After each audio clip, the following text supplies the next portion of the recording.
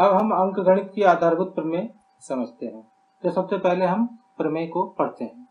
अंकगणित के आधारभूत प्रमेय के अनुसार प्रत्येक भाज्य संख्या को अभाज्य संख्याओं के एक गुणनफल के रूप में व्यक्त किया जा सकता है तथा यह गुणनखंड अभाज्य गुणनखंडों के आने वाले क्रम के बिना अद्वितीय होता है।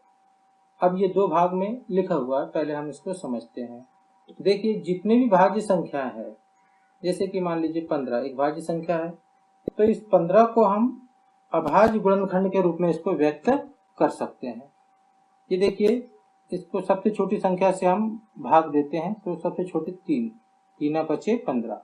तो हम 15 को, इस भाज्य संख्या को हम 3 गुणित 5 अभाज्य गुणनखंड के रूप में व्यक्त कर सकते हैं।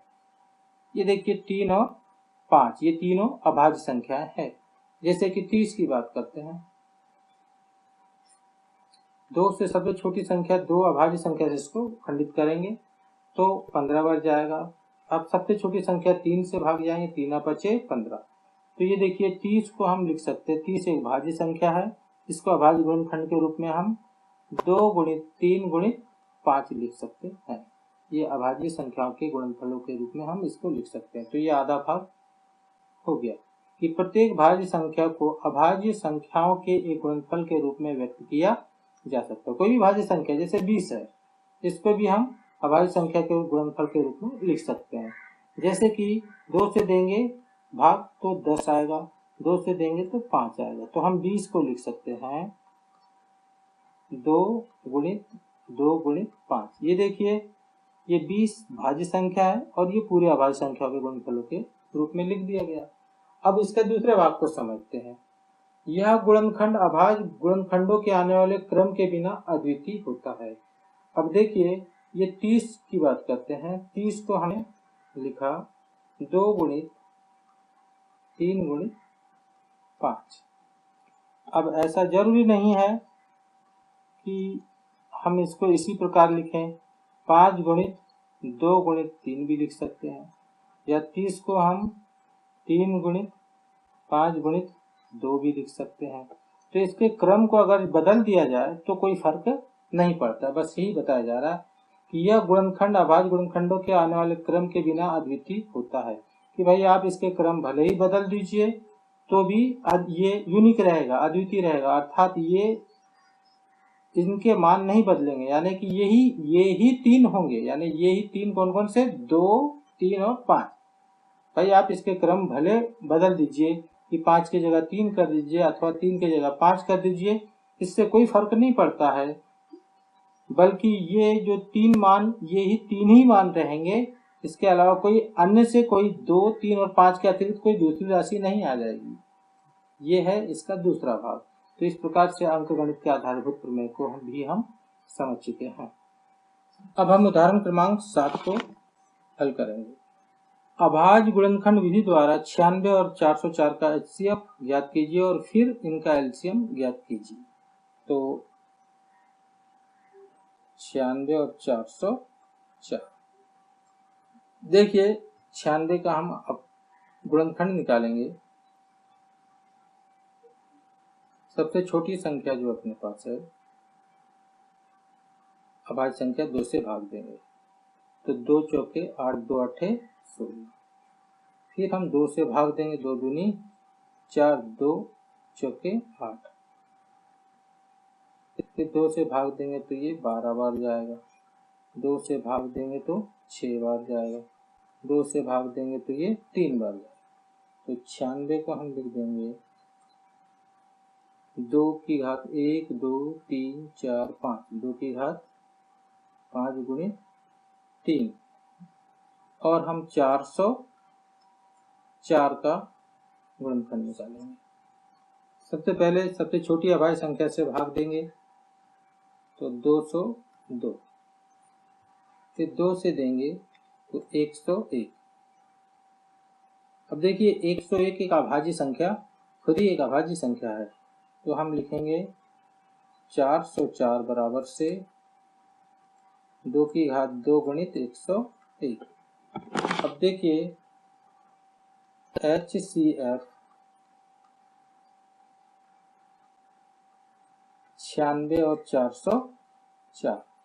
देखिए अभाज्य गुणनखंडों की सबसे छोटी घातों का गुणनफल जो दोनों में मौजूद है। देखिए एक तो 2 की घात 2 और 2 की घात 5, ये दोनों में कॉमन है, तो हम कॉमन गुणनखंड की सबसे छोटी घात वाला पद को हम ले लेंगे 2 की घात 2, अर्थात 2 गुणित 2 यानी कि 4। इसके पश्चात हम एलसीएम निकालेंगे, एलसीएम 96 और 404। ये है अभाज्य गुणनखंडों की सबसे बड़ी घातों का गुणनफल। तो सबसे बड़ी घात का गुणनफल हो गया 2 की घात 5 गुणित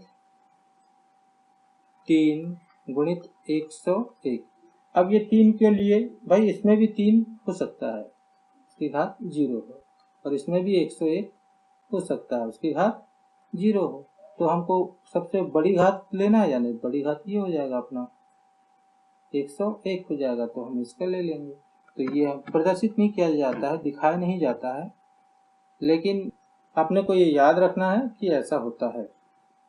अब ये देखिए इन दोनों का 2 की घात 5 हो जाएगा 32 गुणित 3 गुणित 101। अब इन तीनों का हम गुणा करते हैं 9696,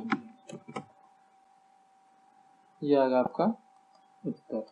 अब यहीं पे थोड़ा सा और हम कुछ बता देते हैं, वो बात को भी आप समझ लीजिए। इन्हीं दो संख्याएं जो होती है, इन दो संख्याओं का जो एलसीएम जो होता है और एचसीएफ जो होता है, इन दोनों संख्याओं का एलसीएम और एचसीएफ को गुणा किया जाए तो अंकों का गुणनफल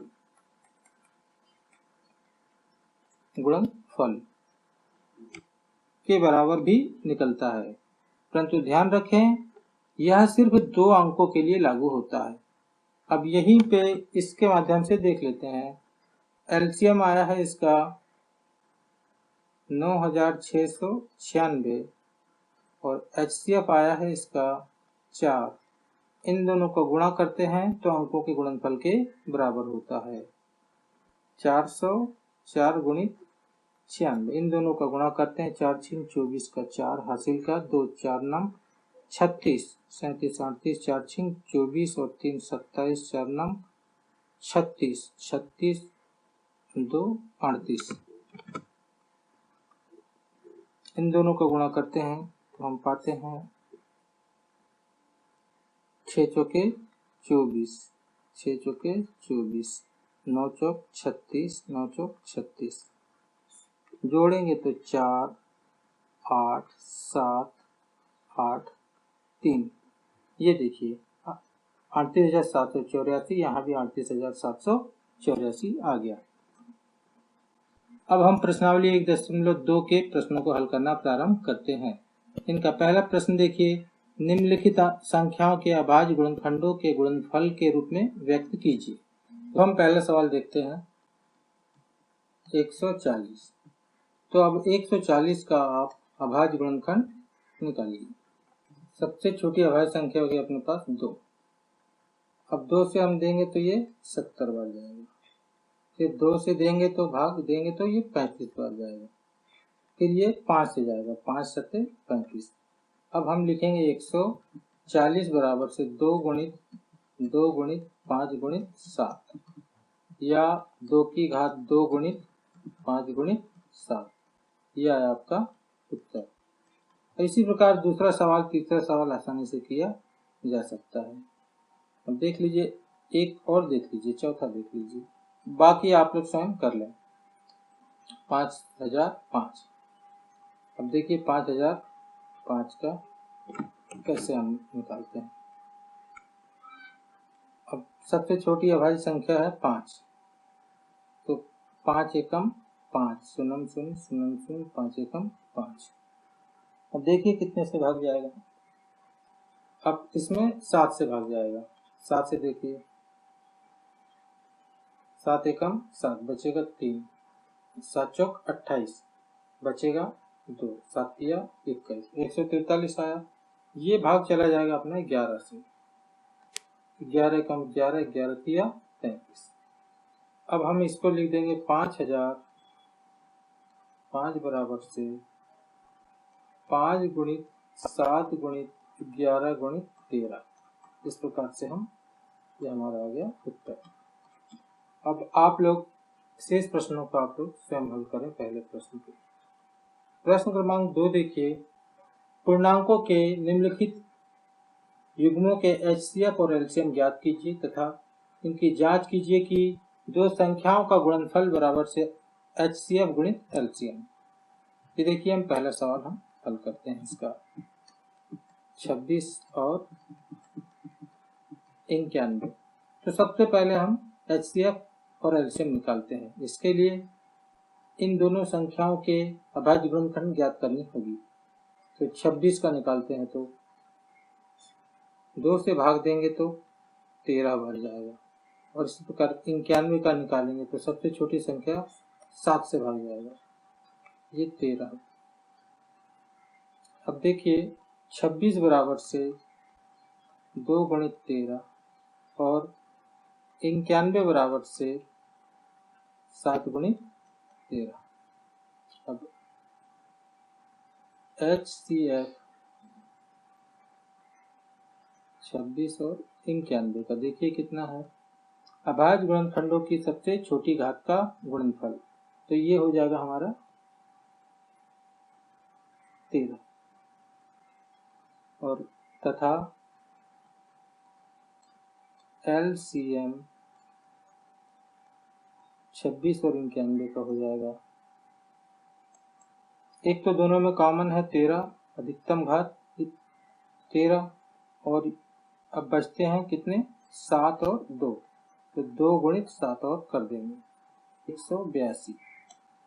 ये हमारा है LCM 26 और 91 का। अब हम जांच करके देखते हैं। ये देखिए, LCM इंटू HCF बराबर से अंकों का गुणनफल। LCM हमारा निकला 182 गुणित HCF निकला है 13, और अंक है हमारे पास 26 और 91। गुणा करते हैं 2366, और इधर का भी गुणा करते हैं तो 2366 आता है। लेफ्ट हैंड साइड बराबर से राइट हैंड साइड। अब इसी प्रश्न का दूसरा सवाल भी करके देखते हैं। 510 और 92। सबसे पहले हम 510 का अभाज्य गुणनखंड निकालेंगे। सबसे छोटी अभाज्य संख्या 2 से भाग चला जाएगा, 2 दूनी 4, 2 पंचे 10, 2 पंचे 10। फिर हम अब 5 से भाग देंगे, पचम 25, 5 एकम 5। अब हम 3 से भाग देंगे, 3 एकम 3, 3 सत्ते 21। तो 510 को हम लिख सकते हैं 2 गुणित 3 गुणित 5 गुणित 17। इसी प्रकार 92, 2 से भाग देंगे तो 2 चौके 8, 2 छीन 12, 2 से देंगे तो ये 23 बार। 92 बराबर से 2 की घात 2 गुणित 23। अब HCF 510 और 92 उभयनिष्ठ गुणनखंडों की सबसे छोटी घात का गुणनफल। तो देखिए, उभयनिष्ठ गुणनखंड सिर्फ हमको 2 दिखाई दे रहा है, सबसे छोटी घात है 1, तो 2 ही होगा। और LCM 510 और 92 उभयनिष्ठ गुणनखंडों की सबसे बड़ी घातों का गुणनफल। अब देखिए, सबसे बड़ी घात 2 की घात 2 है, गुणित अब ये 3 गुणित 5 गुणित 17 गुणित 23, 4 गुणित 3 गुणित 5 गुणित 17 गुणित 23। अब इन राशियों का हम गुणा करते हैं तो हम पाते हैं 23,460। 23,460। अब यहाँ पे हम जांच कर लेते हैं।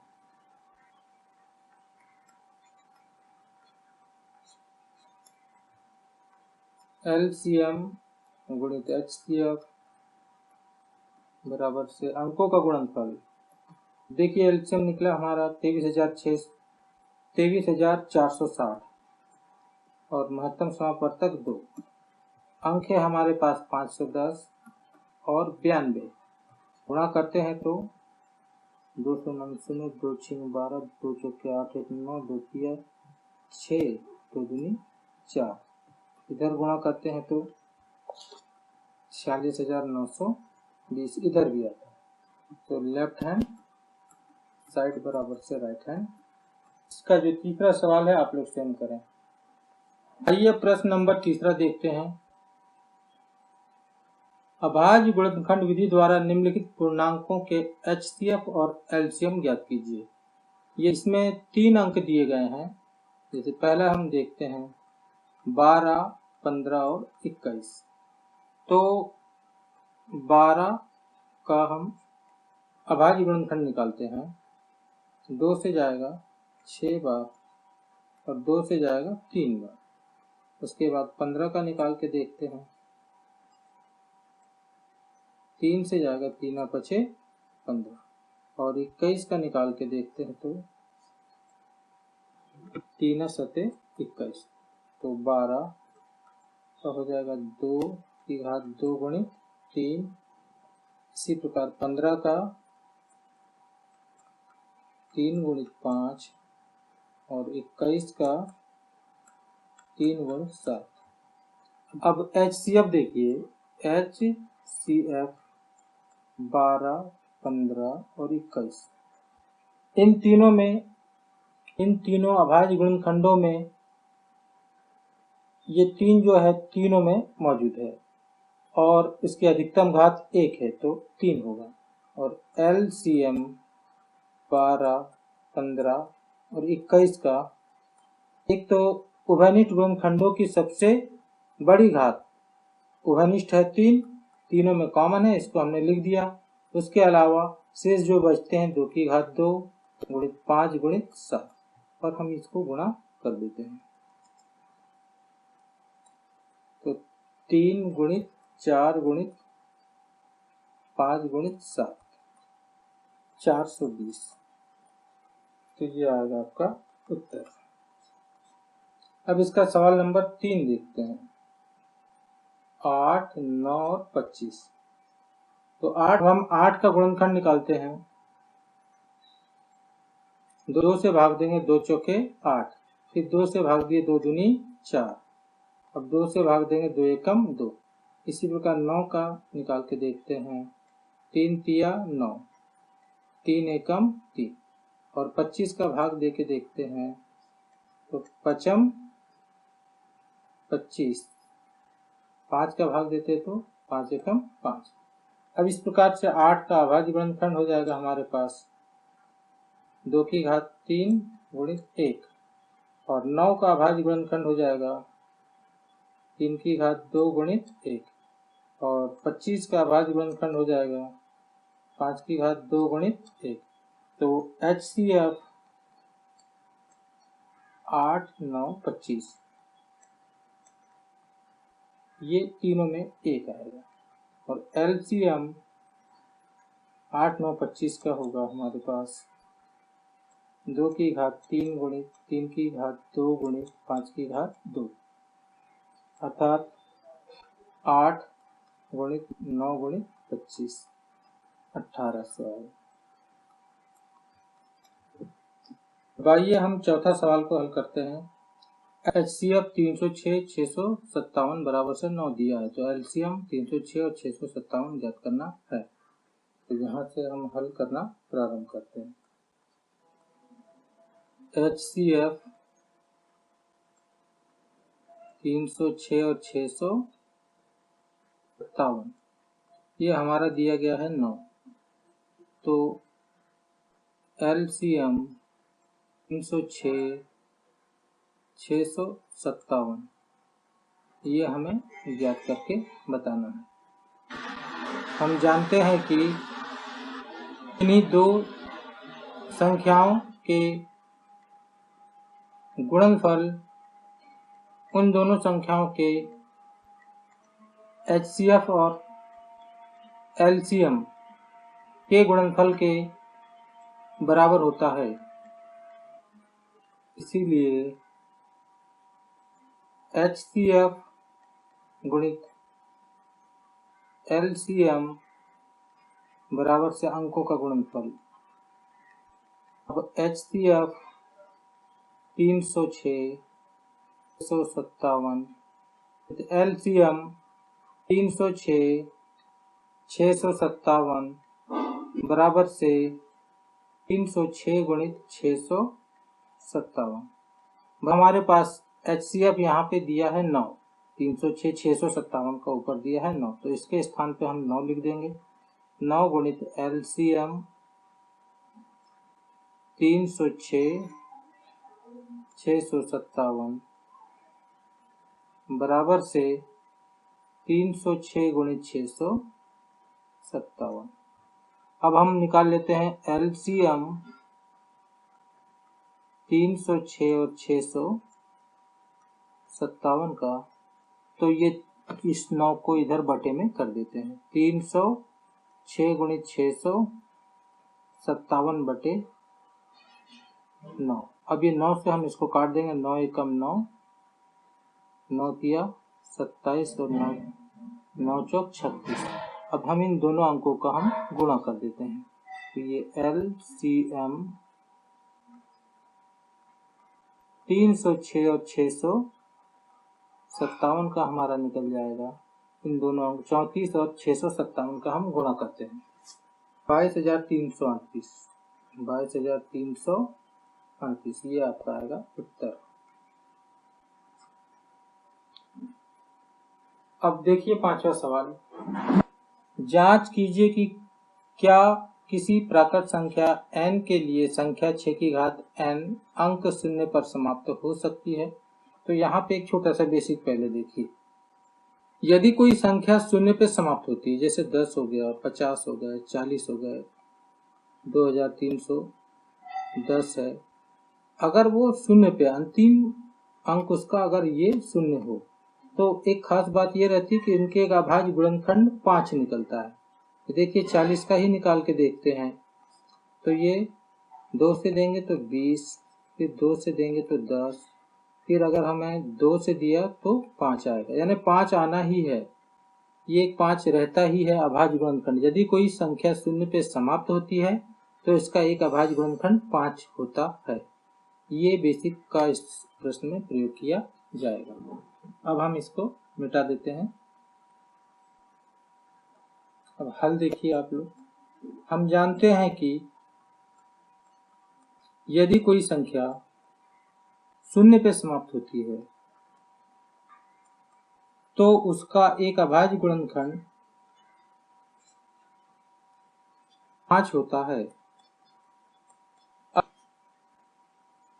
अब 6 की घात n बराबर से 2 गुणित 3 की घात n, इसको हम लिख सकते हैं। तो घातांक के नियम के अनुसार इसको जब हम तोड़ेंगे तो 6 की घात n बराबर से 2 की घात n गुणित 3 की घात n हो जाएगा।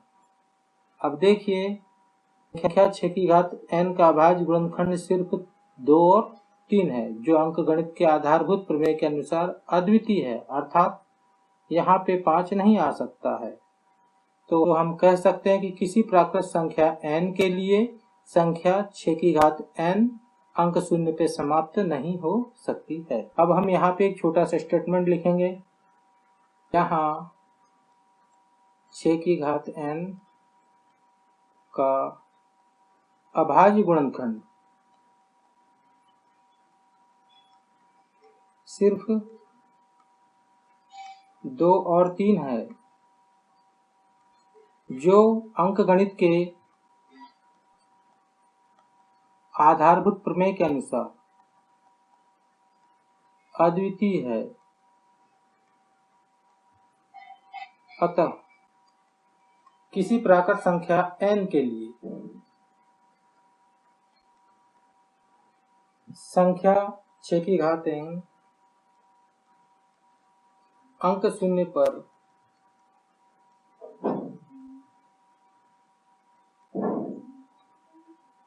समाप्त नहीं हो सकती है। और यहाँ पे ये पूर्ण हो गया सब।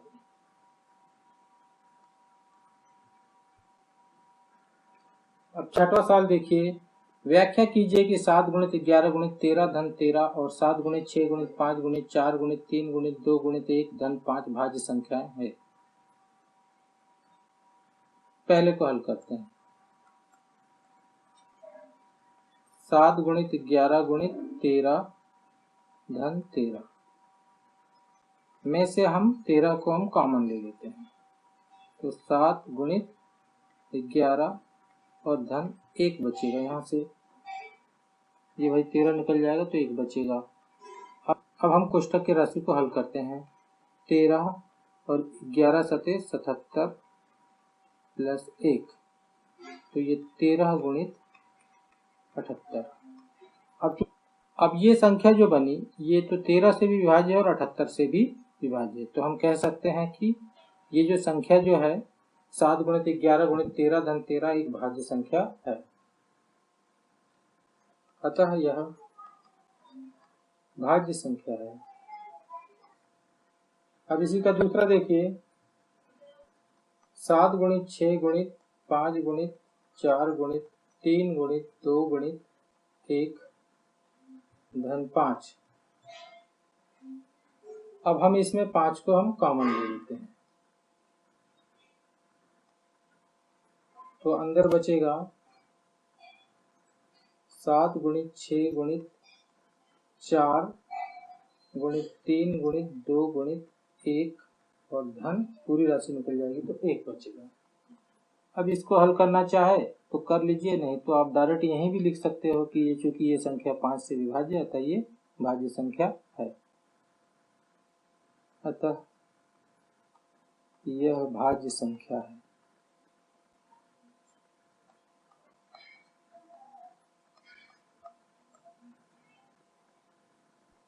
और ये सवाल समाप्त हो गया। अब हम इस प्रश्नावली के अंतिम सवाल को देखते हैं। किसी खेल के मैदान के चारों ओर एक वृत्ताकार पथ है। इस मैदान का एक चक्कर लगाने में सोनिया को 18 मिनट लगते हैं, जबकि इसी मैदान का एक चक्कर लगाने में रवि को 12 मिनट लगते हैं। मान लीजिए वे दोनों एक ही स्थान और एक ही समय पर चलना प्रारंभ करके एक ही दिशा में चलते तो कितने समय बाद वो पुनः आरंभिक स्थान पर पहुंचेंगे। अब देखिए एक वृत्ताकार ट्रैक है, ये पथ है। अब यहाँ से सोनिया और रवि और सोनिया ये दोनों इस पथ पे दौड़ना प्रारंभ करते हैं। तो ये देखिए रवि का जो एक चक्कर लगाने का टाइम है 12 मिनट, ये रवि 12 मिनट में रवि लगाता है एक चक्कर और सोनिया लगाती है समय 18 मिनट। तो प्रश्न पूछा जा रहा है कि ये कितने समय पश्चात ये दोनों एक ही स्थान पर मिलेंगे। तो ये देखिए रवि एक चक्कर को 12 मिनट में लगाएगा, 2 चक्कर को 24 मिनट में और तीसरे चक्कर को 36 मिनट में, और यहाँ पे आ जाएगा 3 चक्कर हो जाएगा इसका। और रही बात सोनिया की, तो सोनिया एक चक्कर को 18 मिनट में लगाएगी और दूसरे चक्कर को 18 36 मिनट में। 36 मिनट में ये सोनिया 2 चक्कर लगाएगी जबकि रवि 3 चक्कर लगा करके उसी स्थान पे आ जाएगा। तो इस प्रश्न का उत्तर 36 मिनट आएगा। अब देखिए इसको हल कैसे करते हैं। यह ज्ञात करने के लिए कि दोनों पुनः कितने मिनट बाद आरंभिक बिंदु पर आपस में मिलेंगे,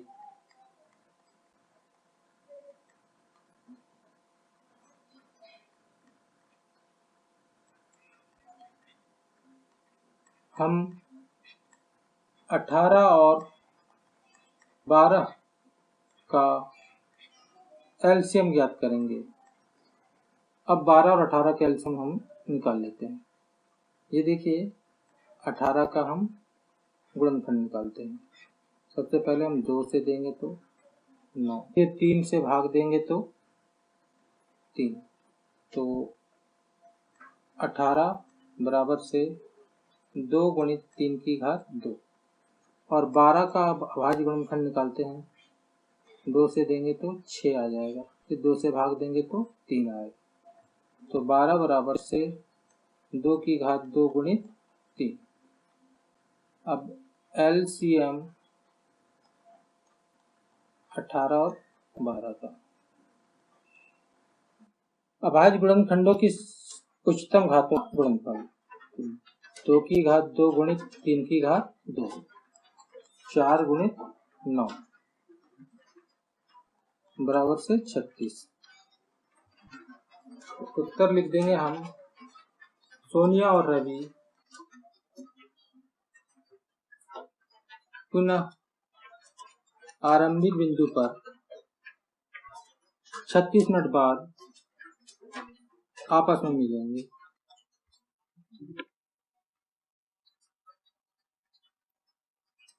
यहाँ पे आपका प्रश्नावली समाप्त हो जाता है।